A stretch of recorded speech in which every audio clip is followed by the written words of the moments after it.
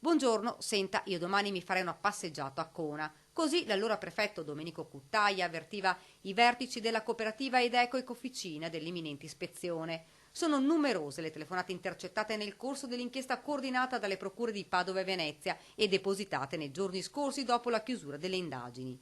Secondo la Guardia di Finanza era praticamente normale che ai responsabili di Cona fosse anticipato l'arrivo di controlli da parte delle prefetture e delle ULS, ma anche la visita di politici e delle istituzioni.